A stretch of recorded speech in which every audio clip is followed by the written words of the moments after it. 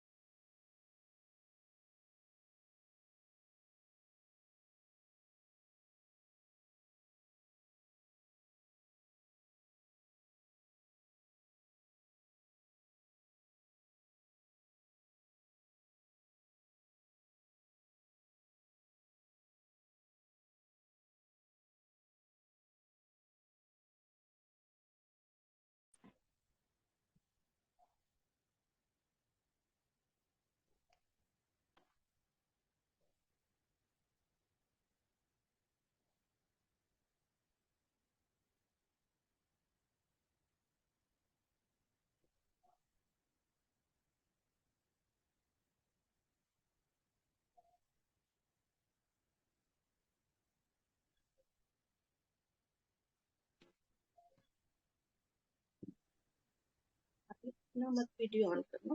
जब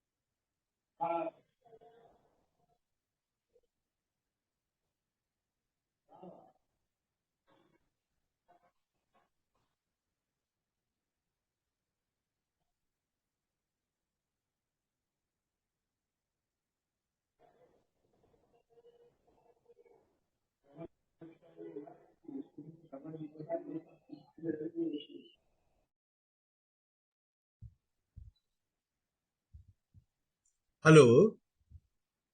हेलो, आवाज आ रही है? हाँ आ रही है। हाँ, बस अभी कुछ लोग अभी जुड़ने का प्रयास कर रहे हैं, 5 मिनट और लगेगा। जुड़ते हैं, वैसे चलेगा मैं चालू कर रहा हूँ। चलेगा चलेगा। वीडियो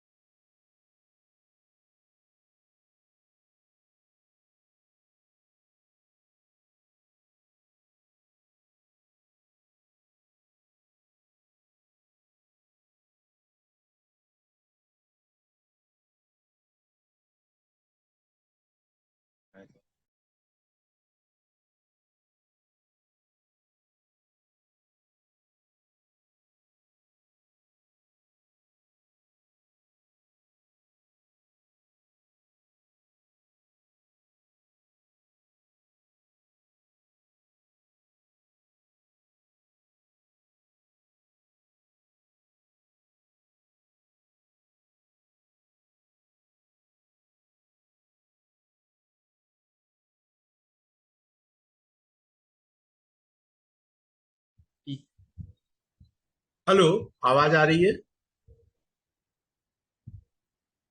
हेलो, आवाज आ रही है? हाँ आवाज आ रही है। हाँ सर, आ रही है। आ रही है। आ रही है आवाज। हाँ। प्रिय साथियों, आज साक्ष्य विधान पर अभिभाषक सतर्कता के संदर्भ में महर्षि गौतम ऋषि विधि संस्थान प्राइवेट लिमिटेड की ओर से ये कार्यक्रम आयोजित किया गया है। इसका मुख्य उद्देश्य अभिभाषक वर्ग को होने वाली कानूनी प्रक्रियाओं के मान से सर्वाधिक कठिनाई साक्ष्य के बिंदु पर होती है। साक्ष्य के बारे में कई बार हमें न्यायालय के द्वारा, विपक्षी अभिभाषक के द्वारा बार बार इस बात पे आक्षेपित किया जाता है कि ये आपका प्रश्न ठीक नहीं था। कई बार न्यायालय का ये भी प्रासंगिक विवरण बताते हुए कहा जाता है कि आपका ये क्वेश्चन आपने खिलाफ पूछा। इन सब परिस्थितियों में अब हमको ये जान लेना अभिभाषक वर्ग के लिए अत्यंत महत्वपूर्ण है कि हम किस तरह से साक्ष्य विधान के परिपाटियों को समझें और देखें। साथियों, ये कार्यक्रम हम आपसे बिल्कुल व्यवहारिक रूप से कानूनी परिधि से बाहर समझाने के उद्देश्य से ये आपके समक्ष रख रहा हूं और हमें पूरा विश्वास है कि आप हमारी इन सब बातों को, जो आपके सामने बिल्कुल विद्यमान है, उन पर भरोसा करेंगे। जैसा कि आपको मालूम है कि ये हमारा साक्ष्य विधान 1 सितंबर 1872 को आया था और इसके बाद ये साक्ष्य विधान जहां जहां पर न्यायालय होती हैं वहां वहां पर इसका उपयोग किया जाता है। साक्ष्य विधान की एक अपना महत्व है कि ये किसी भी तरह के विवादों में, यानी चाहे वो दीवानी मामला हो, चाहे वो फौजदारी मामला हो, चाहे वो किसी भी प्रकार का राजस्व से संबंधित कोऑपरेटिव है, किसी भी प्रकार का मामला है, उसमें इसका हम लोग अध्ययन करते हैं। अब यहाँ पर सबसे पहले हमको ये बात ध्यान रखनी है कि ये आखिर कितने अध्यायों में बांटा है और ये कितने तरह के इसमें साक्ष्य का अवलोकन होता है और कुल अनुच्छेद कितने हैं। साथियों, इस बारे में मैं आपसे ये निवेदन करूंगा कि हम लोगों ने अभी तक जो भी परिप्रेक्ष्य में सुना है कि हमारे सृष्टि की रचना ब्रह्मा जी और पालन विष्णु जी और संहार शंकर जी करते हैं, तो यदि हम आपसे निवेदन करूं किसी भी परिकल्पना पर हमारा साक्ष्य विधान रचा गया है तो इस पर आप एक बार ध्यान से देखिएगा और विचार करिएगा, क्या ये कल्पना सही नहीं है। उदाहरण के लिए जो हमारा पहला भाग है, उसे हम लोग यदि ब्रह्मा जी के भाग से तुलना करें तो ब्रह्मा जी का मुख्य कार्य था निर्माण करना, और जितने भी साक्ष्य होते हैं सब अध्याय 1 में 1 से लगाकर 55 धाराओं में निर्माण का कार्य करते हैं। यानी कुल मिलाकर ब्रह्मा जी के पास जितने टूल्स थे वो संसार की रचना को करने में, वही हमारी विधायिका के साक्ष्य विधान में धारा 1 लगाए धारा 55 तक आप अध्ययन करेंगे। इसमें यह बताया गया है कि कितने प्रकार के साक्ष्य किसी भी तरह के संग्रह किए जाते हैं। तो ये तो हुआ साहब ब्रह्मा जी का काम। अब विष्णु जी का काम क्या था? विष्णु जी का काम था पालन करना, और जब हम पालन करने की बात करते हैं तो हमको सेक्शन 56 से 100 तक यदि आप अध्ययन करेंगे तो इसमें लगेगा साक्ष्य को कैसे निखारा जाता है। यानी हम आपको फिर एक बार बता दें, सेक्शन 56 से 100 तक के बीच में इसकी रचना किस तरह से की जाती है, इस बारे में हमको देखने को मिलता है। अब देखिए, जब निर्माण हो गया और रचना हो गई तो नो डाउट जब कोर्टों का काम है, विवादक बिंदु रहेंगे, तो संहार का काम शंकर जी को करना पड़ेगा।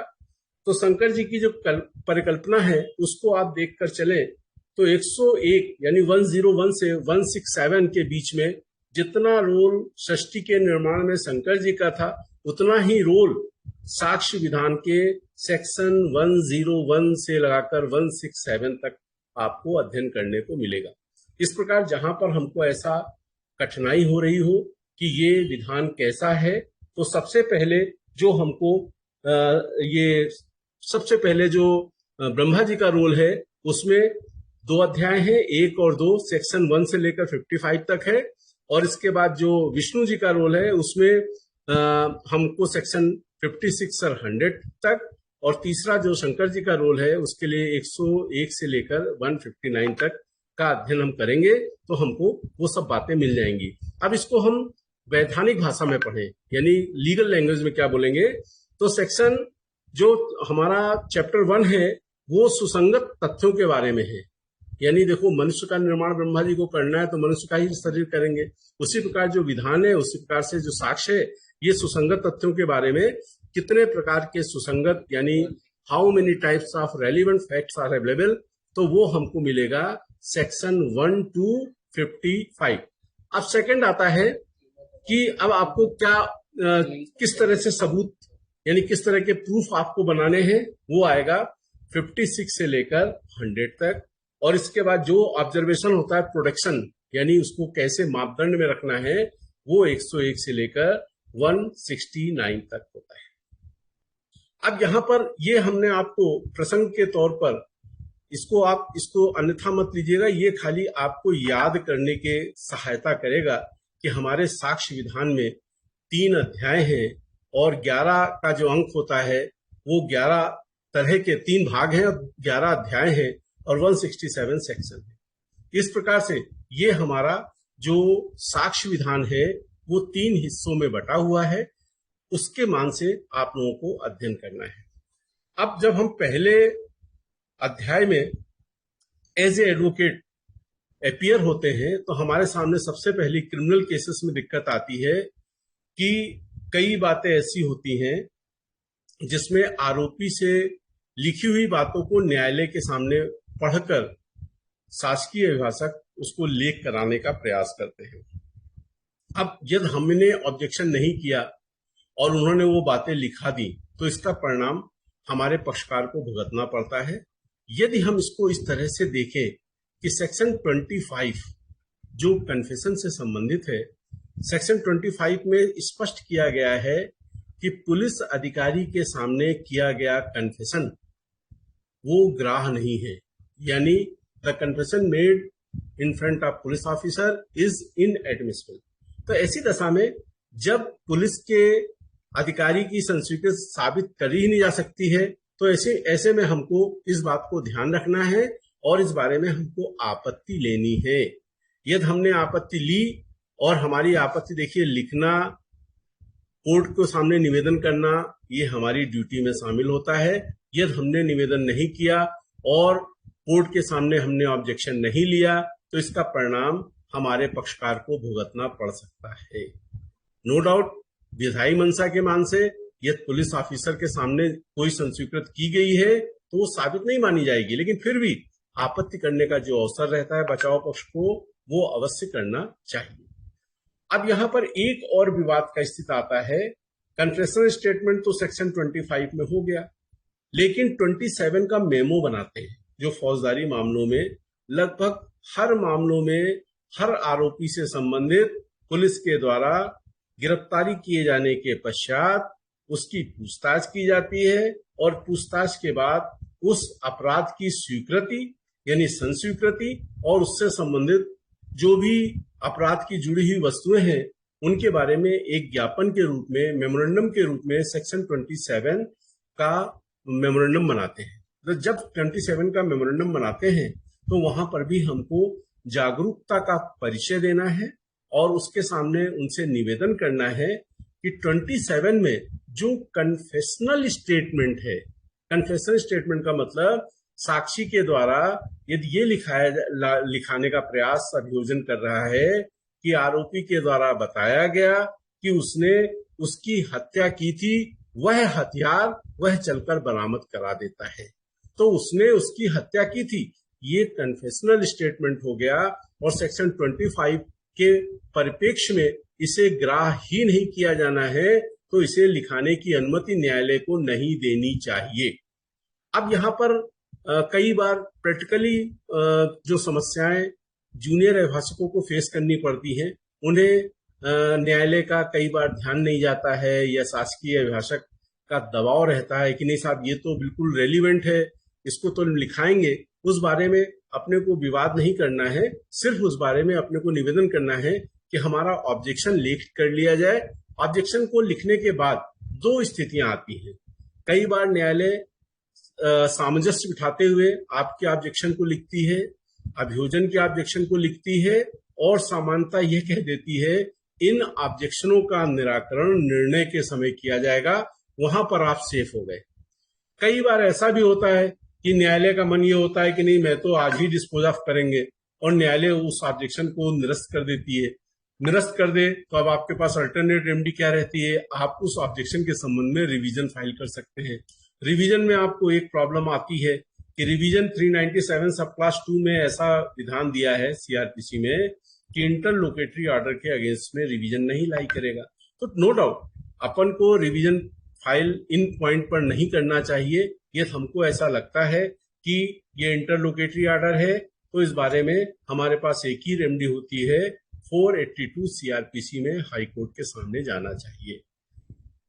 ये तो हो गई आपके ऑब्जेक्शन की बात। सामान्यता जो हमारा अनुभव है, हमने तो अनुभव यही किया है, कोर्ट से भी यही निवेदन करते रहे हैं कि जो आपत्तियां हैं इनका आप सब निराकरण ना करिए, इसको आप निर्णय के समय दोनों पक्षों की बात सुनकर जो उचित लगे वैसा आप करने का प्रयास करिएगा।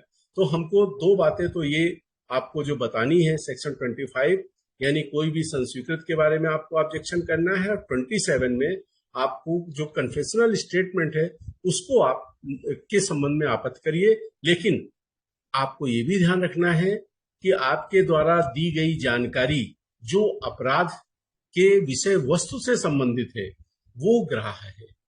यानी यदि चाकू बरामद करने की बात लिखाई जाती है तो वो ग्राह्य होगी। अब वो जो चाकू बरामद किया गया है वो अपराध से जुड़ा है या नहीं जुड़ा है, ये साक्ष्य का विषय है। तो आपको हर बारे में आपत्ति भी नहीं करनी है।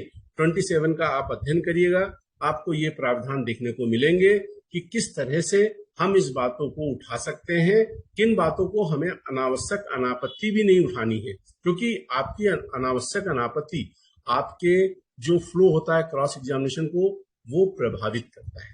और हमको यही कोशिश करना चाहिए कि किसी भी तरह से हमें क्रॉस एग्जामिनेशन करते समय बहुत कूल होना चाहिए, और यदि संभव हो तो क्रॉस एग्जामिनेशन के बारे में आप लोग संबंधित साक्ष्य के क्वेश्चंस जो आवश्यक होते हैं, जो आपको पहले से तैयार करने चाहिए, यदि वो आप नोटशीट बना के ले जाएंगे तो निश्चित रूप से कई बार विवादों की स्थिति में आपके पास यदि क्रॉस के नोट्स हैं तो उन विवादों का प्रभाव नहीं पड़ेगा। क्योंकि आपको मालूम है 5 नंबर का क्वेश्चन हमने किया था, उस पर विवाद हो गया, कोई बात नहीं, 6 नंबर का क्वेश्चन तो आप कर सकते हैं। तो कोशिश ये करिए क्रॉस एग्जामिनेशन के पहले आपका एक सिनॉप्सिस होना चाहिए कि वो जिस बिंदु को आपके सामने साक्षी रखना चाहता है उसके बारे में आपकी क्या क्या संभावनाएं हैं, आपका क्या क्या बचाव है। तो ये जब हम 25 और 27 के बारे में आपको बता रहे हैं तो हमको थोड़ा सा पीछे भी आना पड़ेगा। पीछे का तात्पर्य ये होता है कि जो भी एविडेंस होता है, एविडेंस में 3 शब्द होते हैं, प्रूव्ड, डिसप्रूव्ड और नॉट प्रूव्ड। यानी जो एविडेंस के मान से कोर्ट के सामने हम अपनी बात रखते हैं वो न्यायालय के द्वारा अनुमत पे ही ग्राह्य की जाती है, अनुमत पे ही सुनी जाती है और अनुमत पे ही देखी जाती है। अब यहाँ पर साथियों एक मैं आपसे और निवेदन करना चाहता हूं। एविडेंस के बारे में हम लोग कई बार अंतः मनः स्थिति हमारी थोड़ी सी विचलित कर देती है कि आखिर कौन सा क्वेश्चन हम कर लें, कौन सा क्वेश्चन नहीं करें।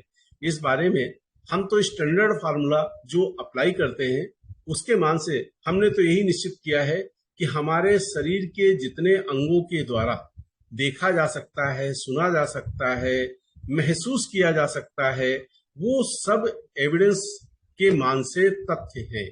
और तथ्यों के बारे में हमारा शरीर यानी मन, मस्तिष्क और शरीर के अंग वो सारे के सारे साक्ष्य में ग्राह्य होते हैं। ये हमारा प्राकृतिक मनुष्य शरीर है, इसके ऊपर कोई कानून नहीं है। इसको आप एक बार विचार करते हुए अध्ययन करिएगा कि मानसिक स्थिति यानी दिमागी हालत ठीक है तो आप सक्षम साक्षी हैं। आपने अपनी आंखों से देखा, वो बता रहे हैं, तो आप डायरेक्ट एविडेंस में हैं। आपने सुना, जो अपने कानों से सुना वो बता रहे हैं, तो भी डायरेक्ट एविडेंस है। आपने महसूस किया, सांसों से महसूस किया, वो भी डायरेक्ट एविडेंस है।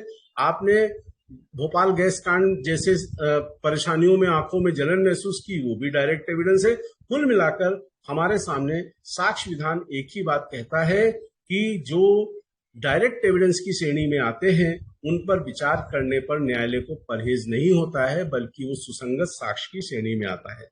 परंतु इस बारे में जो साक्ष्य विधान है वो अंकुश लगाता है और ये कहता है कि अनुश्रुत साक्ष्य यानी हियर से एविडेंस ये एडमिसिबल नहीं होते हैं।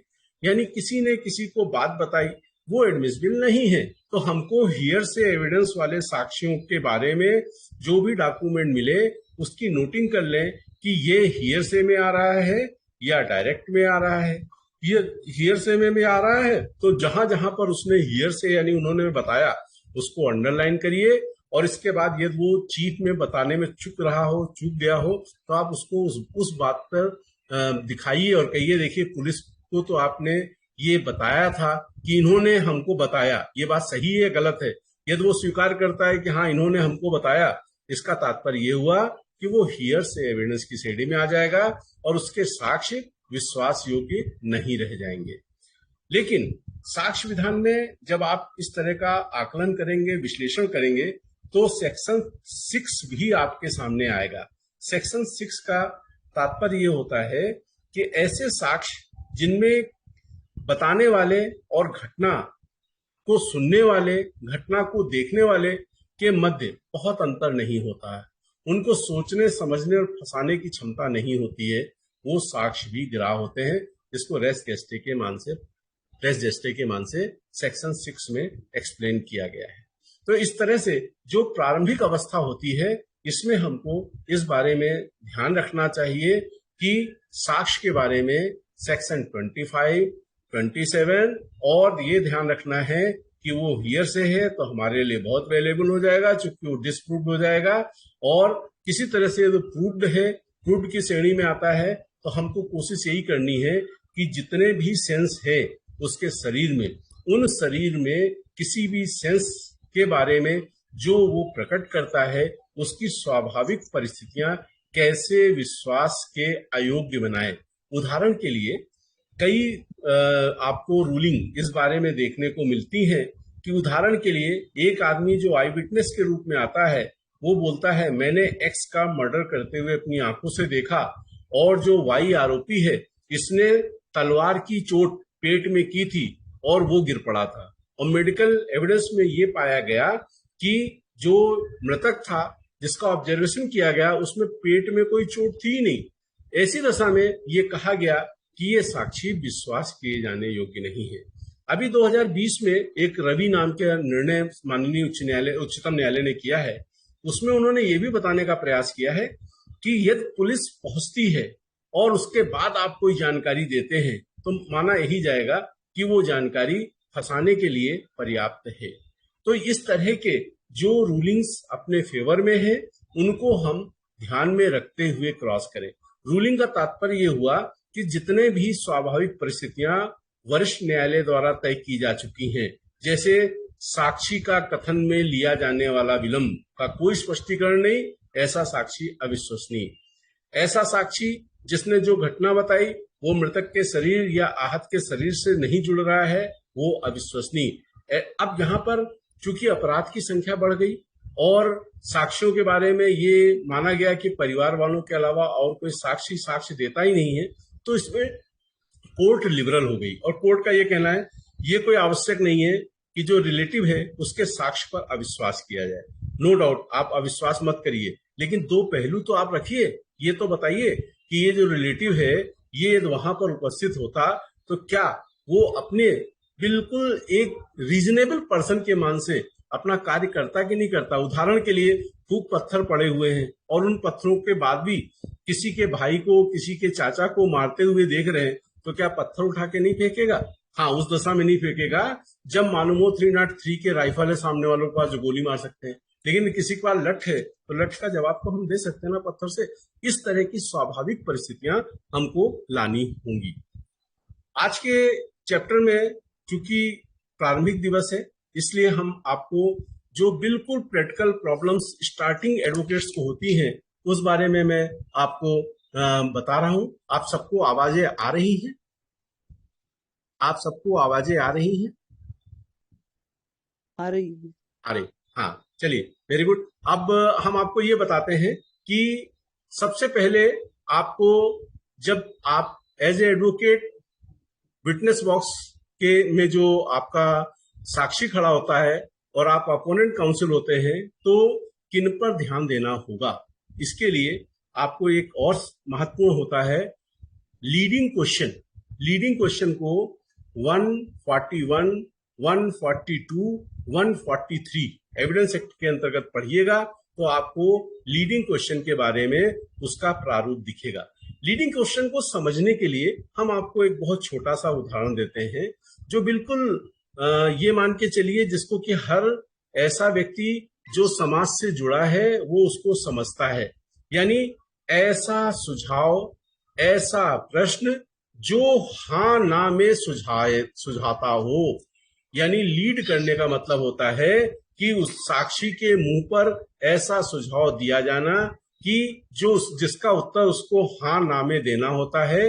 वो सारे के सारे क्वेश्चन मुख्य परीक्षण में नहीं किए जाने चाहिए, सिवाय 142 में मुख्य परीक्षण के दौरान यदि न्यायालय को ऐसा लगता है कि उस प्रश्न से संबंधित विषय वस्तु आ चुकी है, तो वो सीमित परमिशन अभियोजन को दे सकता है या उस व्यक्ति को दे सकता है जिसने मुख्य परीक्षण के लिए उस व्यक्ति को बुलाया। इसके अलावा लीडिंग क्वेश्चन के बारे में पूरी स्वतंत्रता 143 एविडेंस एक्ट के अंतर्गत दी गई है। उसमें क्रॉस एग्जामिनेशन में आप सिर्फ लीडिंग ही पूछे, कोई दिक्कत नहीं। तो अपने को ध्यान ये रखना है कि जहां पर लीडिंग क्वेश्चन अभियोजन या वादी या किसी भी तरह से जिसने साक्षी को बुलाया है कर रहा है, तो आपको वहां पर टोकना है, आलम्बन लेना है, कहना है कि सर इस तरह के लीडिंग क्वेश्चन साक्षी से नहीं किए जा सकते हैं। यानी कुल मिलाकर यदि आपने लीडिंग क्वेश्चन वाली बात समय पर नहीं उठाई तो उसका डिसएडवांटेज आपके पक्षकार को भुगतना पड़ सकता है, और पक्षकार आप पर पूरी आस्था रखता है, भरोसा रखता है, और उस भरोसा पर ही अपने को खरा उतरना है। इसलिए हमको उन आज्ञापक प्राविधानों को जो साक्ष्य की अहम भूमिका निभाते हैं उन पर ज्यादा से ज्यादा ध्यान रखना होगा।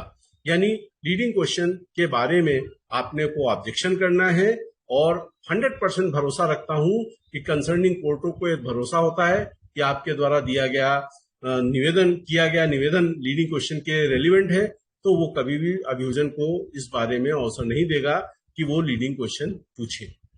लीडिंग क्वेश्चन क्रॉस के बारे में असीमित है। अब अभियोजन कई बार क्या करता है कि वो अपने साक्षी को जो बुलाता है उसका समर्थन नहीं करता, यानी 154 में होस्टाइल विटनेस हो जाने की दशा में वो लीडिंग क्वेश्चन करता है। तो 154 होस्टाइल होने की दशा में अभियोजन को इस बात का अधिकार मिल जाता है कि वह लीडिंग क्वेश्चन से उन सब परिस्थितियों को जो उसके साक्ष्य के अनुसार रखी हुई है उस पर वो विचार करे। तो जब वो होस्टाइल कर देता है तो उस दशा में यदि वो लीडिंग क्वेश्चन करता है तो आपको उस परिप्रेक्ष्य तक रोकने का अधिकार नहीं होता है जहां तक कि वो उसके केस से संबंधित परिस्थितियां साक्षी के सामने लाना चाहता है। इस प्रकार अब आपके सामने एक और असुविधा महसूस होगी कि कोर्टें कई बार संबंधित साक्षी से प्रश्न करने का प्रयास करती है। अब यहाँ पर हमारा दिमाग, हमारी शंका इस बात पे उठती है कि आखिर ये कोर्ट को क्या पड़ी है कि अभियोजन हमारे बीच में आ जाए। कोर्ट को अधिकार है। कोर्ट के बारे में ये माना गया है, कोर्ट सिर्फ वहां पर एक माउथ पीस बन के नहीं बैठेगा, वो एक्टिव पार्टिसिपेशन करेगा। लेकिन जो भी कोर्ट प्रश्न करेगा उसके बारे में हमको निवेदन करना है कि माननीय महोदय, इसको आप इस तरह से मेंशन कर दीजिए, कोर्ट के द्वारा पूछा गया प्रश्न। और जब भी कोर्ट के द्वारा कोई प्रश्न पूछा जाएगा तो प्रश्न समाप्त होने के बाद आपको उस प्रश्न के भी संबंध में खंडन करने का, उसके बारे में पूरी जानकारी लेने का आपको अधिकार प्राप्त रहेगा। तो हमको सबसे पहले ये ध्यान रखना है कि हम जिस पक्षकार की तरफ से अपॉइंट किए गए हैं उस पक्षकार को अधिक से अधिक कानूनी प्राविधानों के अंतर्गत किस तरह से लाभ पहुंचाना हमारे इस विधान में बताया गया है। इस विधान के मान से हमको उसका निराकरण as a defence advocate, as a objector, as a प्रतिवादी अभिभाषक करना आवश्यक है। इसके श्रृंखला के चरण में ये पहला चरण मेरे द्वारा आपके सामने संक्षिप्त रूप से ही रखा गया है। हम इसमें प्रयास करेंगे कि इसको हम चरणबद्ध तरीके से, यदि आपको हमारी बातों पर बातों को सुनना और बातों को समझने में रुचि बनी रही और आपके द्वारा इस पर सहमति दर्शाई गई, तो हम इसको विस्तृत रूप से एविडेंस एक्ट, एक्चुअल में ये एविडेंस एक्ट को हम लोग बहुत नीरस विषय के मान से पढ़ते हैं और खासकर इसके एग्जाम्पल्स को हम पढ़ना नहीं चाहते हैं। ऐसी दशा में हमको बहुत ज्यादा असुविधा होती है। मैं तो आप सबसे यही निवेदन कर रहा हूं कि प्रक्रिया को जानने का काम न्यायालय का है और इस संबंध में जो हमारे पास अधिकार है वो सिर्फ साक्ष्य विधान है। साक्ष्य विधान में जो बातें हम लोग ट्रायल कोर्ट में रख पाते हैं वही हमारी सुप्रीम कोर्ट तक विचार की जाती है। ऐसी दशा में ट्रायल कोर्ट में जितना अच्छा, जितना स्वाभाविक, जितना प्राकृतिक बचाव हमको प्रतीत होता है उसके सबके बारे में हमको विचार करना आवश्यक है।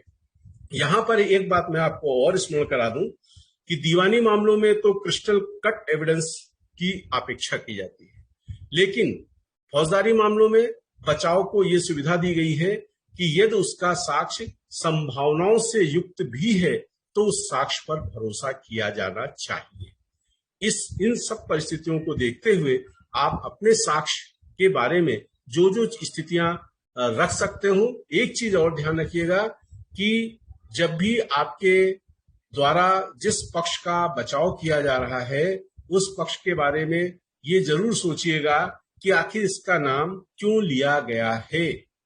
क्या वो नाम किसी रंजिश के लिए, किसी को फंसाने के उद्देश्य से, किसी को परेशान करने की नीयत से, या वो प्रक्रियात्मक रूप से वहां पर नहीं था, इस बारे में उसका नाम लेने से आपको उसका बचाव करना है। इस बारे में साक्ष्य विधान में ये भी प्राविधान दिए गए हैं कि एक ही आदमी एक ही समय एक ही स्थान की घटनाओं से संबंधित यदि वो अलग स्थान पर अपनी उपस्थित सिद्ध करता है, जिसे प्ली ऑफ एलिबी बोलते हैं, तो उसका लाभ हमेशा उस आरोपी को मिलना चाहिए। लेकिन ये ध्यान ये रखना है कि यदि हमने एलिबी का आलम्बन लिया है तो सबूत का भार हमारे ऊपर ही आवेगा। साथियों, मुझे पूरा भरोसा है कि ये जो मैंने परिचय के रूप में आपके सम्मुख ये बातें रखी हैं, हम आगे चलकर ये जो मैं आपको बता रहा हूं इस बारे में यदि आपको ठीक लगेगा तो आने वाले समय में हम आपके संवाद को भी सुनेंगे और समस्याओं के रूप में उसको अपने अनुभव के मान से हल करने का प्रयास करेंगे। हमें पूरा भरोसा है कि आप जो बिल्कुल विधि के छात्र रह चुके हैं और अपना रिव्यू भी आप दे सकते हैं, आपको समझने में भाषा को लेकर कहीं पर कोई असुविधा हुई हो आप हमें बताएं। हमें पूरा भरोसा है कि जिस संस्था के द्वारा ये कार्यक्रम आयोजित किया जा रहा है और जिसके बारे में हमारी उज्जैन बार के द्वारा श्री अशोक यादव जी के द्वारा, श्री प्रताप मेहता जी के द्वारा, श्री बीके उपाध्याय जी के द्वारा जो जो प्रयास करते हुए इस बारे में हमारी संस्था को निवेदन किया गया था, उस बारे में हमने पूरा प्रयास किया है कि हमें आप तक उन सब बातों को जो हम लोगों ने अनुभव के आधार पर सीखी हैं उनको साझेदारी करें। आने वाले समय में हम ये भी प्रयास करेंगे कि जिन विषयों पर और भी हमको विशेषज्ञ मिलेंगे उनको भी हम आपके सामने रख सके। धन्यवाद। गुड।